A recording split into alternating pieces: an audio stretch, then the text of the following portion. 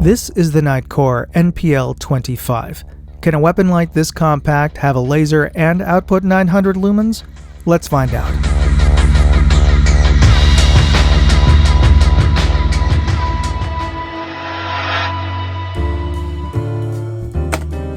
Let me start with a quick unboxing, and then let's just see the contents of the box.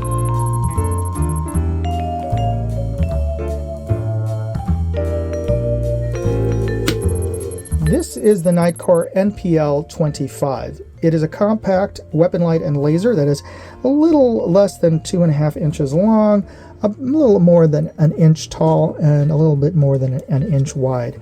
And this is the first compact weapon light, pistol light that I've come across that has a removable battery pack. It's a little locking tab here, allows you to slide out your battery pack, and it comes with it separated, so you'll have to put the battery pack in. But the battery pack has a little button here, and if you press that, it shows you its charge. And this addresses the issue that a lot of folks have with rechargeable weapon lights, and like, oh, what do you do if your battery fails? You have to replace the entire unit. Well, no, you can just replace the battery pack, or you can buy extra battery packs so that if you run low, you can just swap it out. And there's two little tabs here that are guides, and you just slide it into place, and there you go, you're ready to rock and roll.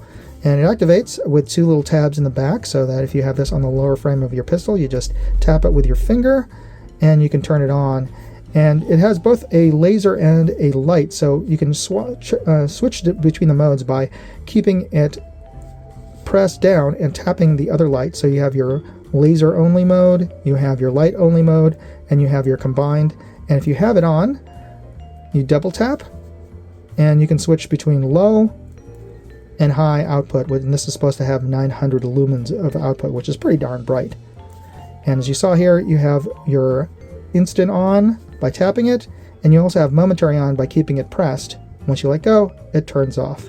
And you can adjust the position of your laser to zero it out for your particular pistol at your particular distance by two little screws here with a small Allen wrench. You can adjust for windage and elevation.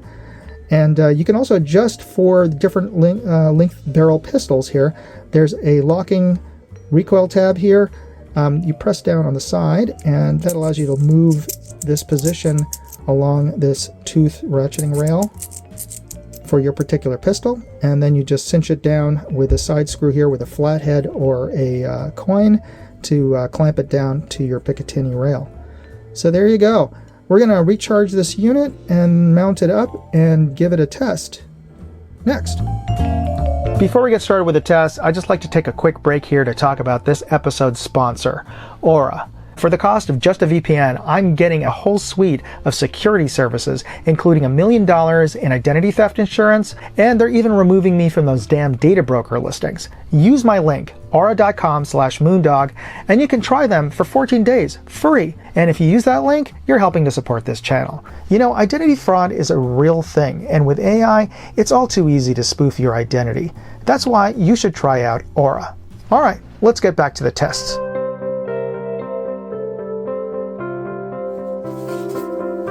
I fully recharged the battery before starting the test and let the unit run for about 10 seconds to warm up the battery chemistry. As you can see, my testing rig is not a NASA-designed scientific instrument, but I have calibrated it to a reliable 100 lumen light source.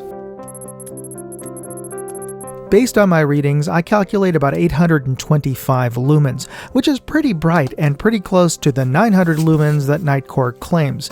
Well within margin of error for my testing rig. This is the flashlight in high mode, and we can see that it does have about a 3-foot hotspot that goes into the spill. You can see the edge of our beam here as I'm moving it around. And I'm going to switch it over to laser and white light mode. I don't know if you can catch the laser there, but I'm going to switch it over to laser only mode. And there we go.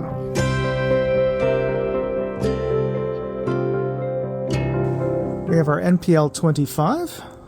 We have it in high mode, low mode. Then I'm going to switch it over to white light and laser. And now high, and laser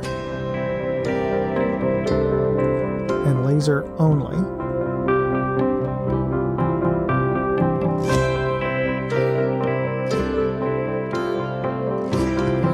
Industry standard drop tests are from 1 meter or 3 feet. I'm going to drop it from 6 feet twice onto rocks and dirt, so we'll see if it still works.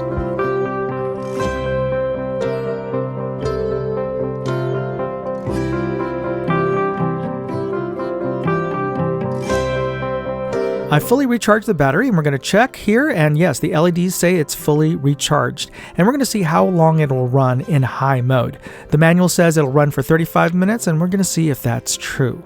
But don't worry, I'm not going to make you sit here for 35 minutes. We're going to use my camera's time-lapse mode. Most flashlights will start to step down after a couple of minutes on high to not just conserve battery life, but also to keep the unit from overheating, but I'm not seeing any noticeable stepping down in brightness. Alright, and we're past 35 minutes and it's still on.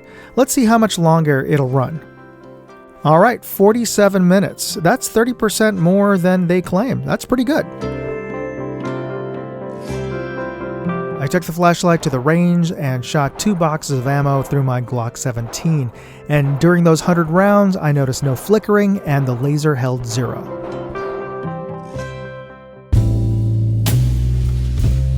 I'd like to thank Nitecore for sending out the NPL25 for me to test. And before we get started, I just wanted to show you there's no mag in the magwell and there are no rounds in the chamber, so this is safe to handle because we always practice firearm safety on this channel. That is paramount. Safety is paramount. Now I also wanted to show you just how compact this flashlight is by putting it onto a concealed carry sized pistol like this P22 here. And as you saw in my testing, it really does output as much lumens as it claims. So in terms of performance, and it held 0 on my Glock 17, so it really does live up to its claims. But I'll have to say that it's not my cup of tea.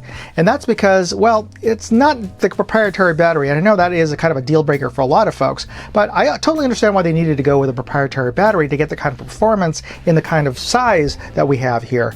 If they went with, say, your standard CR3 battery, you'd probably need 2 of them, and just the cell size, the size of the individual CR3 cells would have been larger than this particular form factor. So yeah, they kind of needed to go with a proprietary battery, but my issue is that this proprietary battery needs to be charged with a proprietary cable, magnetic cable, and that's kind of a deal breaker for me. I wish they would have just let this be charged with a standard USB-C cable. That would have been okay with me, but it's still a great flashlight, and if you're interested in picking one up, I've included affiliate product links in my full written review at moondogindustries.com, and you'll find a link to that article in this video's description.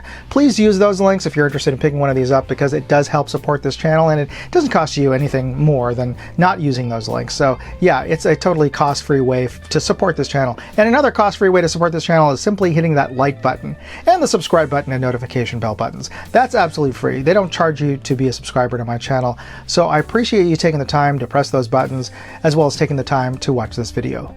God bless. Moondog out. Hey, I'd like to know what you thought of this video. Leave me a comment or chat with me on Facebook, Twitter, TikTok, MeWe, Instagram, or Locals. And if you want to see all of my videos, go to moondogindustries.com.